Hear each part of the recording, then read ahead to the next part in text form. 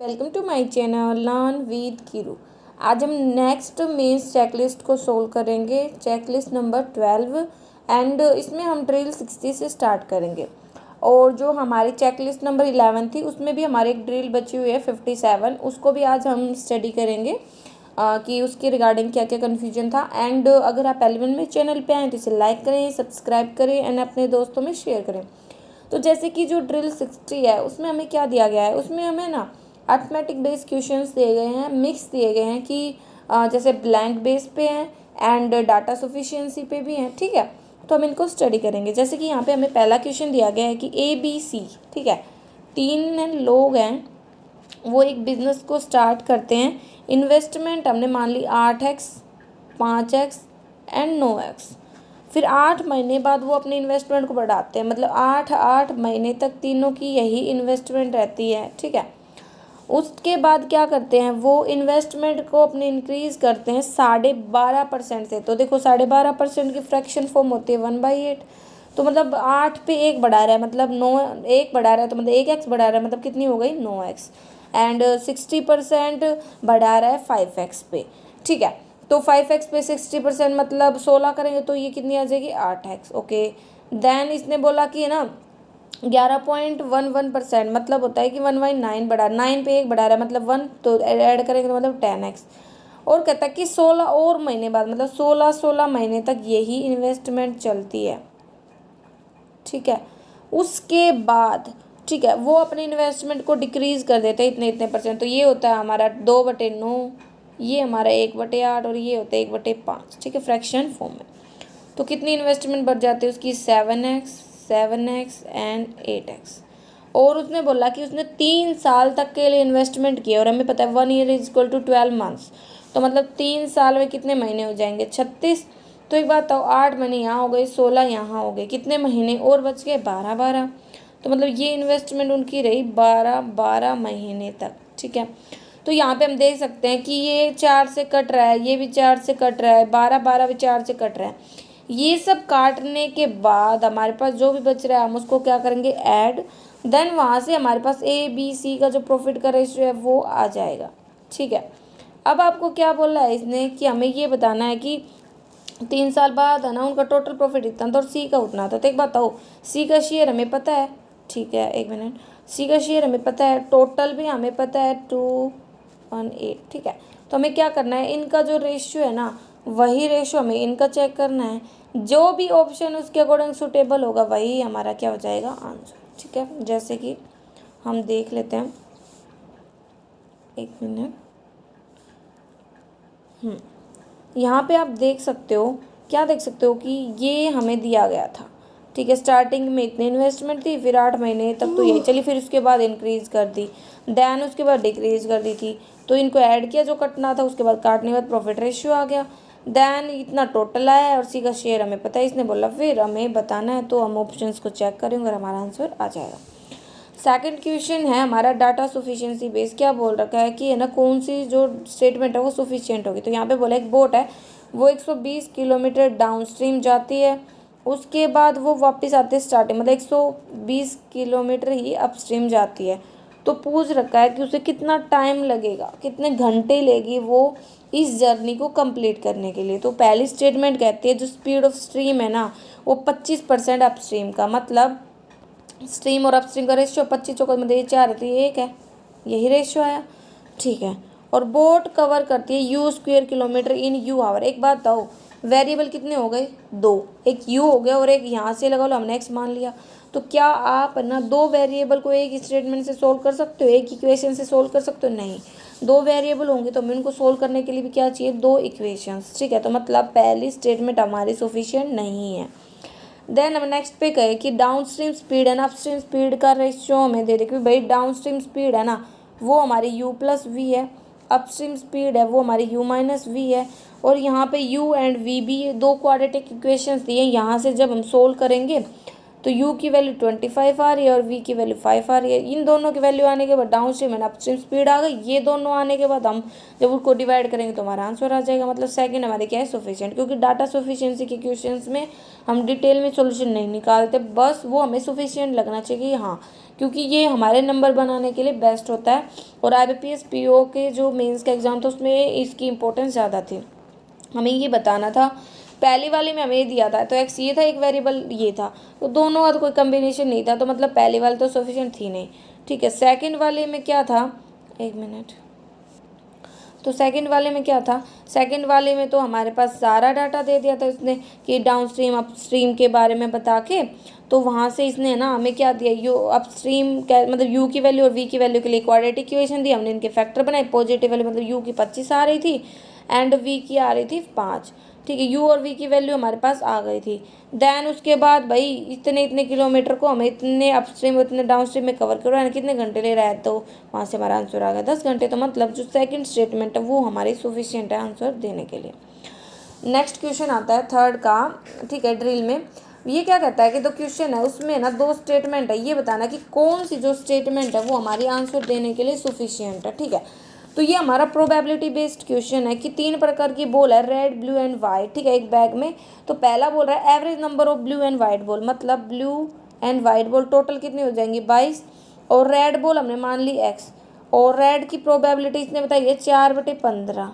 ठीक है, probability of selecting red ball is 4/15। तो देखो रेड एक्स में से कोई एक बॉल निकालेंगे और टोटल कितनी होगी 22 + x। तो आप यहाँ से सॉल्व करोगे तो नॉर्मल सी बात आपको x की वैल्यू मिल जाएगी। मतलब आपसे पूछी ही क्या है इसने कि रेड की वैल्यूज बताओ, तो हम बता सकते हैं, हमारा आंसर आ जाएगा। ठीक है, तो नेक्स्ट क्वेश्चन है, क्योंकि इसने हमारे पास सारी वैल्यूज आ गए ना टोटल एंड रेड, तो इसीलिए पहला सफिशिएंट। दूसरा है the probability of selecting blue ball, blue ball की सिलेक्ट करने की प्रोबेबिलिटी हमारी इतनी है, and probability of selecting one white ball, white ball की इतनी है।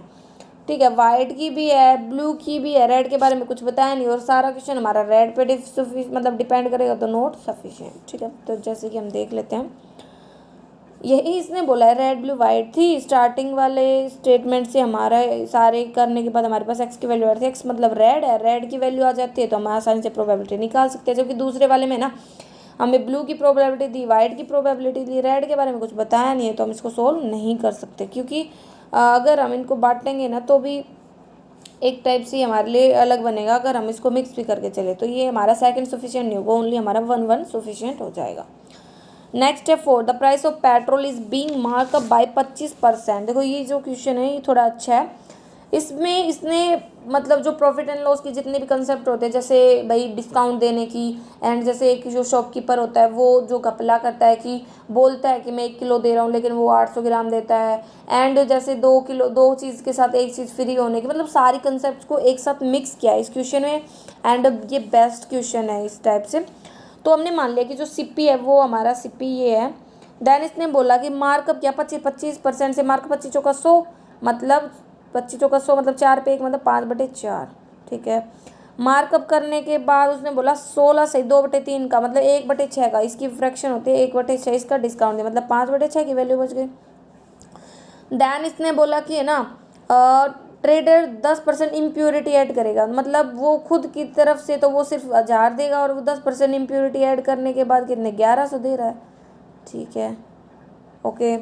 देन इसने बोल दिया कि है ना 800 ml पेट्रोल दे रहा है इंस्टेड ऑफ 1000, तो मतलब बोल तो रहा है कि वो है ना मतलब भाई कि मैं 1000 दे रहा हूँ, लेकिन उसके पास से तो सिर्फ 800 की कॉस्ट का मेटेरियल जा रहा है और उसे मिल कितने का रहा है 1000 का। ठीक है, देन इसने बोला कि है ना भाई वो स्कीम दे रहा है कि 10 लीटर परचेज करने पर 2 लीटर है ना उसको फ्री दिया जाएगा, कि मतलब भाई उसे पैसे तो 10 के मिल रहे लेकिन वो 12 लीटर दे रहा है।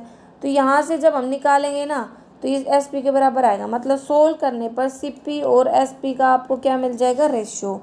वो क्या मिलता है कि हमारे पास आता है 1152/1375, ये हमारे पास आ गया। प्रॉफिट परसेंट पूछा, दोनों का डिफरेंस अपॉन में जीपी मल्टीप्लाई 100 कर देंगे तो 19.3 हमारा आंसर आ जाएगा। कैसे देखो आप है ना इसको सिर्फ इतना इतना फोकस करो, 1 मिनट, ये वाला सीपी इतने से मार्कअप किया, इतने का डिस्काउंट दिया, फिर इम्प्योरिटी ऐड की, देन ये और फिर इतना फ्री दिया, तो यहाँ से सोल्व करने पर हमारे पास ये आ गया। ठीक है, क्योंकि अगर इस टाइप से, क्योंकि ये सारा उसने हमें बताया था कि भाई 800 ml बोल दे रहा है, लेकिन बोल रहा है कि मैं 1000 दूंगा, एंड वो भाई मतलब इम्प्योरिटीज़ भी ऐड कर रहा है। ठीक है, तो इस टाइप से ये हमारा क्वेश्चन था। नेक्स्ट आता है फिफ्थ का। फिफ्थ का हमें क्या कहता है, अर्चना ने बोरो किए हैं 50,000 एक बैंक से, ठीक है, from A bank at 9.09% compound interest पे एनुअली। ठीक है, तो ये क्वेश्चन वैसे तो इजी है, बट क्या लेंथी प्रोसेस हो जाता है इसमें कि हर साल का हमें जो भी वो पे कर रहे हैं वो घटाते जाना है, फिर नया प्रिंसिपल आएगा, फिर उसके ऊपर इंटरेस्ट कैलकुलेट करना है, तो ऐसे चलता जाएगा। जैसे कि 50,000 उसने स्टार्टिंग में लिए, तो उसके ऊपर एक साल का CI कितना हो जाएगा, 9.09% से मतलब 1/11। ठीक है, ये आ गया, ये हमारा CI आया। फ्रैक्शन में बात करेंगे ना, तो फिर अगर बात आती है कि अमाउंट लास्ट में, तो अमाउंट होती है प्रिंसिपल प्लस CI। तो प्रिंसिपल था 50,000 और ये आ गया हमारा 50,000 अपॉन में 11। तो यहाँ से सोल्व करने पर ये आ रहा है 5 पॉइंट में 4 5, ये आ गया, ये आ गया। अब ये हमारी अमाउंट थी। ठीक है, अब इतना आने के बाद इसमें से हमने 10,000 पे कर दिए, जो बच गया वो हमारा नेक्स्ट ईयर के लिए क्या हो जाएगा, प्रिंसिपल। फिर उसके ऊपर कैलकुलेट करोगे, फिर अमाउंट निकालोगे, फिर पे करोगे, तो मतलब एक टाइप से ये थोड़ा लेंथी हो जाता है। तो देखो ये कैसे है भाई, 50,000 था, इतनी रेट थी, तो पहले साल के लिए निकाला तो ये इंटरेस्ट आया, और दोनों को जोड़ता अमाउंट प्लस प्रिंसिपल, देन वहाँ से सोल्व करने पर ये हमारा, ठीक है, ये थोड़ा यहाँ से छिप गया, ये आ जाएगा हमारा 54545.45। ठीक है, ये आ गया। देन सेकेंड ईयर के प्रिंसिपल आ गया, ये इसी ऊपर CI निकाला, ये फिर इसको भी पे कर दिया, तो थर्ड ईयर के लिए भी प्रिंसिपल आ गया, फिर उसके ऊपर CI निकाला। तो मतलब ये थोड़ा ऐसा ही चलता जाएगा, एंड लास्ट में हमारा आंसर हमें मिल जाएगा। ठीक है, तो आप इसको कर सकते हो, क्योंकि मेन मोटिव हमारा है कि कंसेप्ट को समझना। तो ऐसा क्वेश्चन आता रहता है, बट मैंने अभी तक तो देखा नहीं है किसी एग्ज़ाम में। ठीक है, तो बी प्रैक्टिस। देन 62 ड्रिल है, ये क्वेश्चन अच्छा है।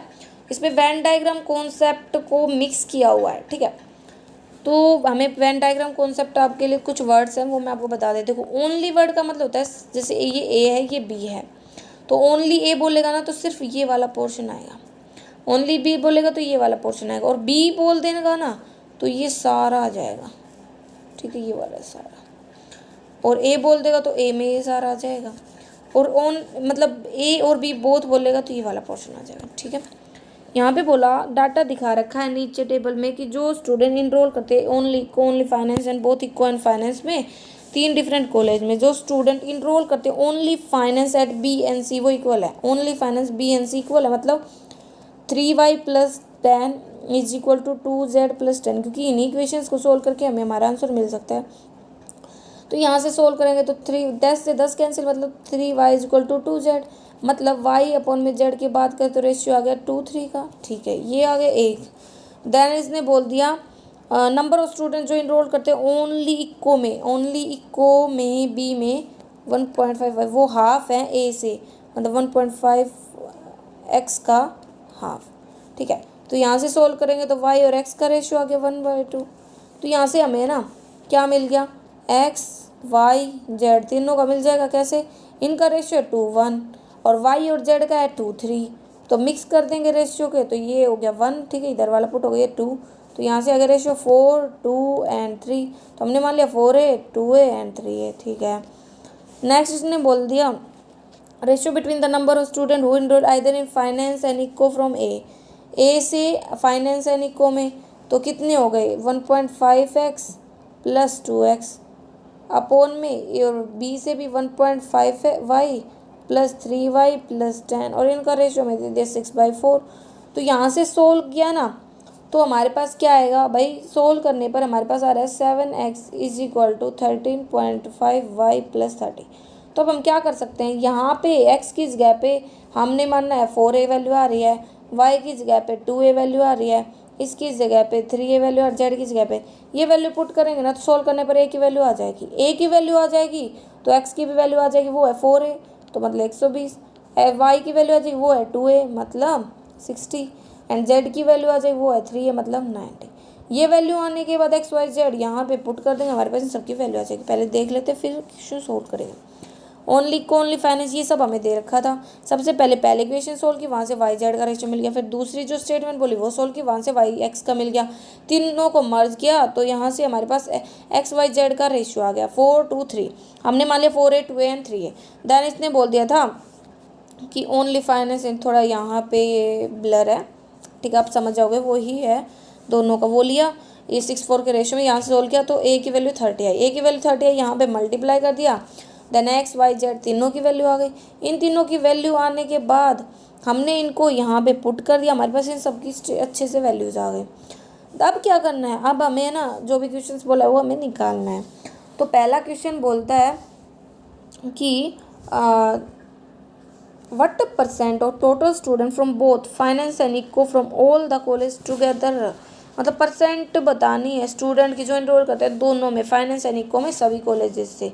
मतलब ये वाला बताना है हमें, फाइनेंस एंड इको दोनों में। तो एक्स वाई जेड तीनों की वैल्यू हम जोड़ेंगे तो कितना आ जाएगा 270, क्योंकि हमें पता है 120, 60 है, 90 आई है। और तीनों मतलब में से बताना है, मतलब इन सारों का। तो आप कैसे निकालोगे, देखो एक मिनट, ये है इको फाइनेंस, ओनली ये है, ओनली ये बोथ है, इन तीनों को जोड़ देंगे तो टोटल आ जाएगा। यही हमें करना है। जैसे ऐसे ए वाले में किया तो ए का टोटल आ गया, ऐसे बी वाले में किया बी का टोटल आ गया, ऐसे सी का टोटल किया। याद रखो ना, सी वाले में जो आंसर है ना उसमें गड़बड़ कर रखी है, उसके अकॉर्डिंग हमारे आंसर भी अलग आ रहे हैं, क्योंकि ना उसने यहाँ पे गड़बड़ किया, उसको मल्टीप्लाई करते टाइम उसको इसने 480 समथिंग कुछ निकाल रखा है, लेकिन आंसर गलत है, ठीक है, आपको चेक करना है, ठीक है, 450 आएगा। देन इसने बोला था कि वो दोनों बोथ वाला टोटल से कितना परसेंटेज है, तो वहाँ से ये आ गया।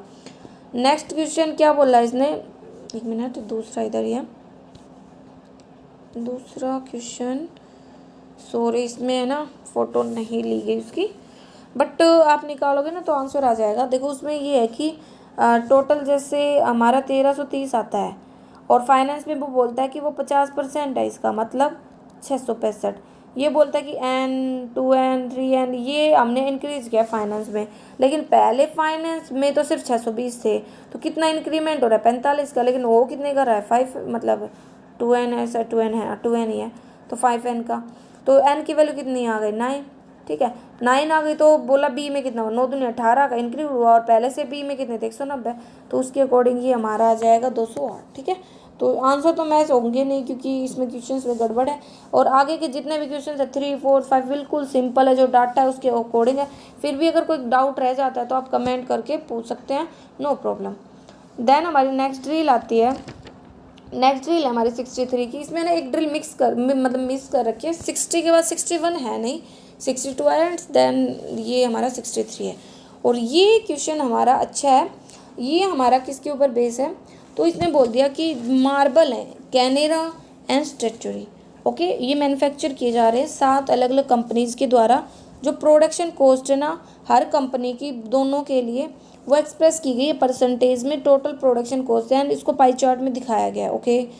And the table shows the ratio the production cost of the marble and this, ये सब बता रखा नीचे। तो देखो परसेंटेज ये रहा 125 करोड़, टोटल कॉस्ट ये रही प्रोडक्शन की, तो बांट देंगे इसको तो ये तो हो जाएगा, ठीक है। नेक्स्ट आगे इसने डाटा दिया हमें रेशियो में कि टोटल प्रोडक्शन में ना कैनबेरा कितना था और स्टैट्यूटरी की कॉस्ट कितनी थी, फिर उसमें प्रॉफिट परसेंटेज बताया। तो मैंने इस क्वेश्चन को सिर्फ उतना ही सोल्व किया जितनी रिक्वायरमेंट थी, मतलब जो क्वेश्चन इसने पुट अप किए, कि ज़्यादा टाइम होता नहीं, हमें बिगाड़ना भी नहीं है, टाइम को यूटिलाइज करना। देखो ये सारी परसेंटेज हमें दी गई थी, टोटल कॉस्ट भी दी गई थी, तो इन परसेंटेज को हमने 125 करोड़ पे कैलकुलेट किया, तो यहाँ पे 15 करोड़, 20 करोड़, 12.5 करोड़, ये सब आ गया, ठीक, करोड़ की फॉर्म में निकाल दिया।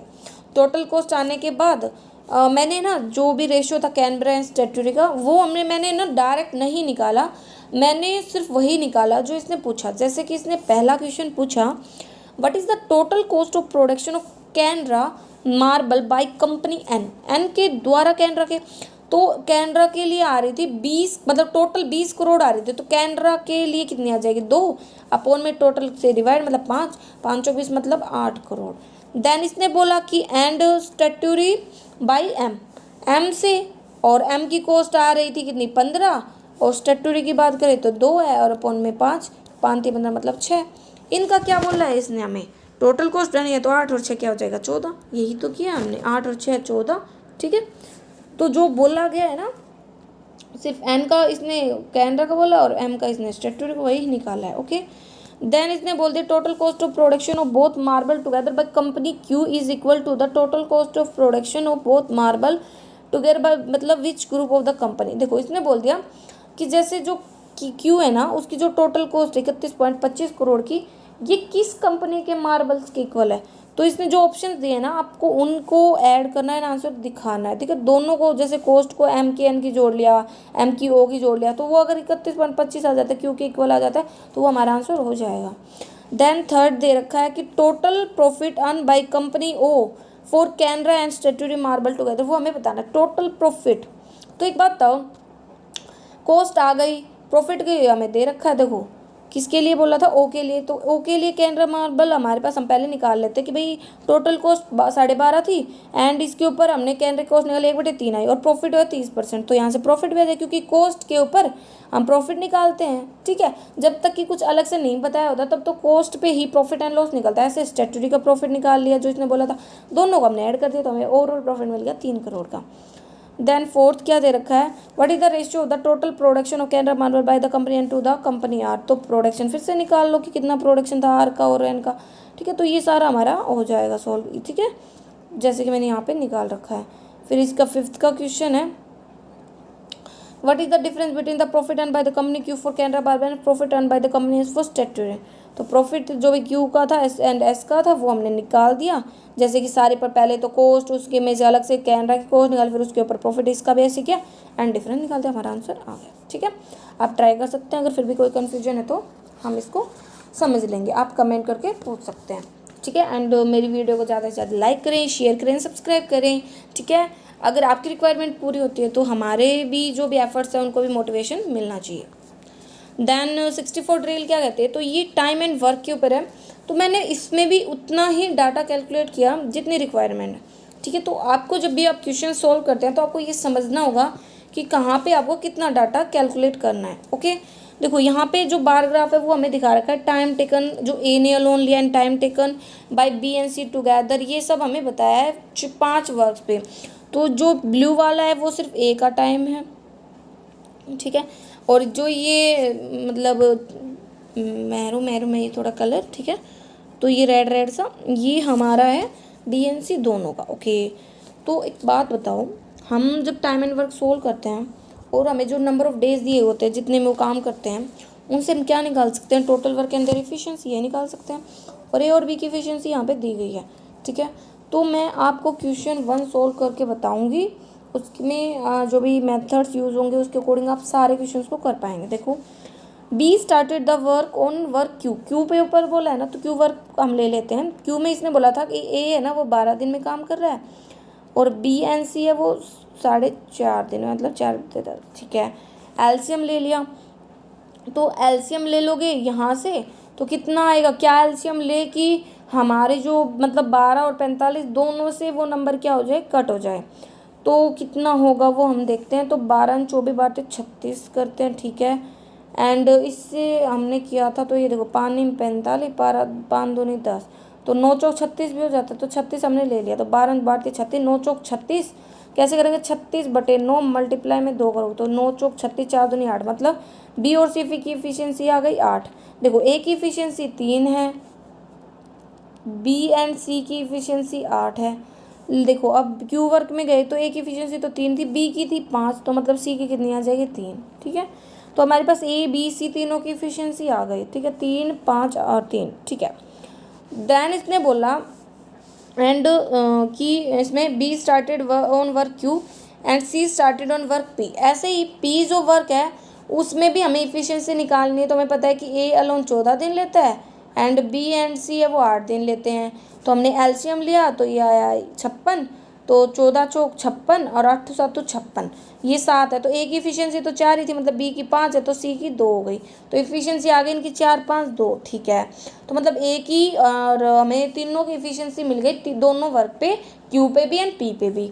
देन इसने बोला कि जो क्यू वर्क है एक पी वर्क है, क्यू वर्क पे तो बी ने स्टार्ट किया काम, ठीक है, एंड पी वर्क पे सी ने स्टार्ट किया काम, और 3 दिन तक इन्होंने काम किया, उसके बाद उन्होंने अपना काम को स्विच कर दिया मतलब इंटरचेंज कर लिया। इसने बोला है ना कि अपने काम को बदल लिया मतलब क्यू को पी की जगह क्यू, जबकि जो क्वेश्चन का आंसर उसमें थोड़ा गड़बड़ दे रखा है आई थिंक, क्योंकि इसने जब बोला है अपना काम बदल लिया इसका मतलब यही होगा ना कि वो इधर चला गया वो इधर चला गया, क्योंकि यही सेंस तो कहते हैं।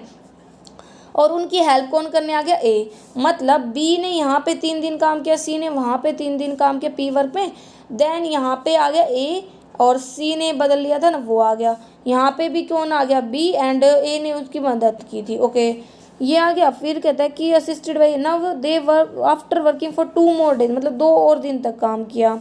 सी और बी ने लेफ्ट कर दिया और बचा हुआ काम है ना amount of then the remaining work of Q is what percent, तो और रिमेनिंग वर्क हमें निकालना है कि कितना कितना हुआ। तो देखो जब हमने एलसीएम लिया था तो टोटल वर्क क्यू तो आया था 36 और ये आया था 56 एंड इफिशियंसी बी की आई थी 5 थी 15 किया, और ए की इफिशियंसी कितनी आ रही थी 3 और सी की कितनी आ रही थी 3, तो 3 3 6 मतलब 12।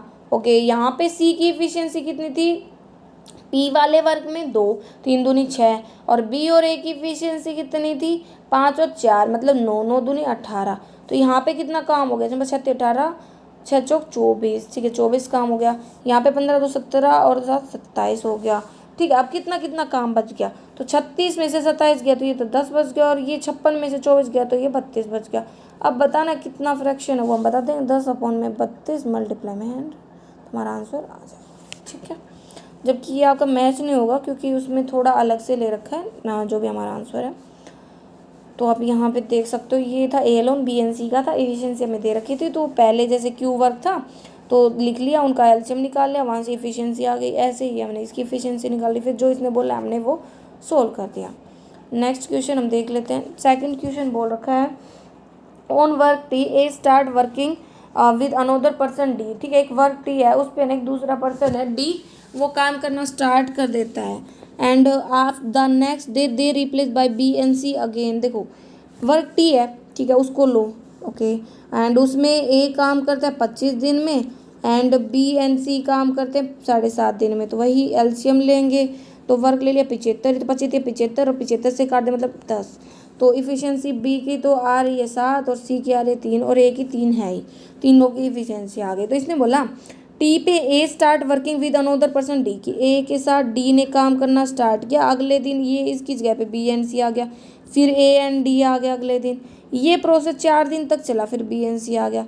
4 दिन के बाद ए बी डी सब ने काम छोड़ दिया और सी अकेले ना 5 दिन तक काम करता है, और फिर उसके बाद 5 दिन के बाद फिर से डी आ जाता है और काम पूरा हो जाता है 15 और दिन बाद। तो हमें बताना है कि ना सी और डी मिलकर उस काम को कितने दिन में पूरा कर सकते थे। तो हमारे पास तो ए की बी की सी की इन सब की एफिशिएंसी है लेकिन डी की तो है नहीं, तो हम इसको किसके इक्वल रख सकते हैं टोटल वर्क के। यहाँ से सोल्व करेंगे तो डी की एफिशिएंसी हमें 2 मिल जाएगी, डी और सी की मिल जाएगी, तो हम आंसर कर सकते थे। ऐसे कि देखो टी वर्क था इतने दिन में काम हो रहा था, टोटल वर्क आ गई एफिशिएंसी आ गई। अब ये बोला था भाई ऐसे ऐसे चल रहा है 4 दिन तक, उसके बाद सी ने 5 दिन तक काम किया और डी ने 15 दिन तक ये काम पूरा कर दिया, तो सोल्व किया तो यहाँ से डी की एफिशिएंसी 2 आ गई, सी और डी की एफिशिएंसी से टोटल वर्क को डिवाइड कर दिया, हमें आंसर मिल गया। ठीक है तो नेक्स्ट क्वेश्चन है इसमें जैसे 3 का, जो इसमें बिल्कुल सेम वही है, आपको टोटल वर्क निकालना उनकी एफिशिएंसी निकालना आना चाहिए, आप आंसर निकाल सकते हो। फिर भी कोई कन्फ्यूजन रहते तो आप कमेंट करके पूछ सकते हो, नो प्रॉब्लम। ठीक है सारा क्वेश्चन कंसेप्ट का है और आपको वही आनी चाहिए। देन इसने बोल दिया कि यहाँ पे नंबर सीरीज आ जाती है, 3 सीरीज दी गई, यहाँ पे 3 वैल्यूज मिसिंग है, उनको हमें एक्स वाई जेड से डिनोट करना है और हमारा आंसर निकालना है। ठीक है तो मैं आपको इसको डायरेक्ट वैसे ही दिखा देती हूँ। देखो पहली वाली सीरीज है ना, इसमें हमने डिफरेंस लिया, तो डिफरेंस क्या आ रहा है मल्टीपल में आ रहा है कि 32 दूनी 64, 64 से फिर 128 और फिर मतलब एक बार जोड़ रहा है एक बार घटा रहा है, एक बार जोड़ रहा है एक बार घटा रहा है। ठीक है ऐसे देख लो आप। ठीक है तो यहाँ से हमारे पास है ना एक्स की वैल्यू आ जाती है ये। नेक्स्ट जो सीरीज है उसमें हमें ना पहले ये दिया गया, तो हमें एक्स की वैल्यू जो यहाँ पे निकालती है उसको पुट करना है, ये वैल्यू आ जाएगी, देन वाई की निकालनी है।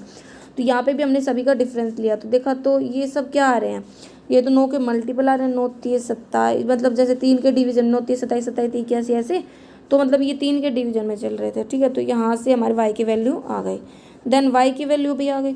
अब थर्ड सीरीज में भी y की वैल्यू पुट करने के बाद आएगा z, तो यहाँ पे हमने डिफरेंस लिया तो ये स्क्वायर आते 5 7 9 एंड 11 का स्क्वायर। ठीक है तो हमने जब चेक किया तो x z बड़ा है x से, x और y बड़ा है उससे। ठीक है तो हमारा ये आंसर आ गया। नेक्स्ट क्वेश्चन है 2 और 3 वाला, दो नंबर है सीरीज में, एक में मिसिंग नंबर है एंड एक में रॉन्ग नंबर है, ये हमें बोलना है। ठीक है, तो देखो इसको सोल्व करेंगे तो क्या आ रहा है, 9 दूनी 18 प्लस 1। ठीक है, इसका हमने किया मल्टीप्लाई, जैसे 291 मल्टीप्लाई में हमें करना पड़ रहा है 7 प्लस में 1, और इसका हमने किया मल्टीप्लाई 11 प्लस 1, मतलब प्राइम नंबर का मल्टीपल चल रहा है 2 3 5 7 ऐसे, तो वहाँ से एक्स की वैल्यू सोल्व करने पर आ जाती है 58। ठीक है, नेक्स्ट इसमें जब हम देखते हैं ना, तो ये देखो ये वैसे मल्टीपल में 2 3 6 प्लस 1, इधर भी हम चेक करते हैं ना तो ऐसे चल रहा है, मतलब प्राइम नंबर मल्टी, क्योंकि इसने बोला था ना पैटर्न दोनों का सेम है, तो मतलब प्राइम नंबर ही मल्टीपल में चल रहा है। लेकिन यहाँ पे 26 पे आगे सारा पैटर्न गलत हो जाता है, जैसे कि आपको दिखा देती हूँ मैं। ये पहली वाली सीरीज थी, यहाँ पे प्राइम नंबर मल्टीपल में चल रहे थे तो एक्स की वैल्यू आ गई थी। दूसरी वाली में देखो प्राइम नंबर ही मल्टीपल में सही चल रहा है, मल्टीप्लाई प्लस 1 मल्टीप्लाई कर रहे हैं प्राइम को और ऐड कर रहे हैं, बट यहाँ पे वो पैटर्न अप्लाई नहीं हो रहा। ठीक है, तो 26 हमारा क्या हो गया, रॉन्ग, वो हो गई हमारी वाई वैल्यू। देन इसने क्वेश्चंस क्या पुटअप किए, इसने क्वेश्चंस पुटअप किए कि ए सीरीज है जो नियरेस्ट प्राइम ऑफ एक्स है। ठीक है, तो मतलब ए सीरीज स्टार्ट करती है, तो मतलब नियरेस्ट प्राइम ऑफ एक्स कौन सा होगा भाई, एक्स आया था 58 का नेक्स्ट मतलब बिल्कुल प्राइम होता है हमारा 59। ठीक है, तो 59 हमारा क्या आ जाएगा, प्राइम। देन इसने बोला कि 59 हमारी फर्स्ट टर्म है एंड ना 2.5 हमारा ना डिफरेंस है, तो 9 टर्म बताने, तो एक बात बताओ, ऐसे ही बता देती हूँ मैं आपको। 9 टर्म को लिखेंगे ए प्लस ए डी, ए होती है फर्स्ट टर्म एंड डी होता है कॉमन डिफरेंस, तो यहाँ से हमारा आंसर आ जाएगा। कैसे, देखो ए एंड ए डी किया और ए हमारी फर्स्ट टर्म थी एंड डी हमारा कॉमन डिफरेंस, तो यहाँ से हमारा आंसर आ गया 79। देन इसने बोल दिया थर्ड वाला कि वाई अगर रॉन्ग टर्म है तो वाई स्क्र माइनस एक्स बताओ, तो वाई अगर रॉन्ग टर्म है तो मतलब 26 का स्क्वेयर एंड इसने क्या बोला फिर माइनस में एक्स क्या 58, तो यहाँ से हमारा आंसर आ जाएगा 618, क्योंकि 26 का मतलब 676। ठीक है, नेक्स्ट क्वेश्चन है हमारा फोर्थ में क्या कह रहा है, गिवन बिलो आर 3 सीरीज हैं और इनमें 1 ओड टर्म है। ठीक है, and correct number in place of the odd term वो हमें डालना है, मतलब एक एक इसमें गड़बड़ दे रखी है। ओके, तो यहाँ पे हमें पैटर्न चेक करना है और वही हमें बताना है। तो देखो जो थर्ड वाली है ना उसमें तो सीधा ही डिफरेंस ले लो आप। ठीक है, और ये जो डिफरेंस है नहीं 14 का मल्टीपल है, 14 28 14 43 ऐसे, तो यहाँ से हमारी 92 आ जाएगी गलत। ठीक है, दूसरी वाली क्योंकि ज़्यादा मतलब इंक्रीमेंट हो रहा है, मतलब देखा जाए तो डिफरेंस ही ले लिया हमने, क्योंकि यहाँ पे इतना इंक्रीमेंट नहीं था। डिफरेंस लेंगे तो जो सारे नंबर है ना वो चल रहे हैं मतलब स्क्वायर में एंड क्यूब में, लेकिन है ना जो 31 है वो नहीं आता, तो यहाँ पे 104 गलत आ जाता है। मैं आपको दिखाऊंगी अच्छे से।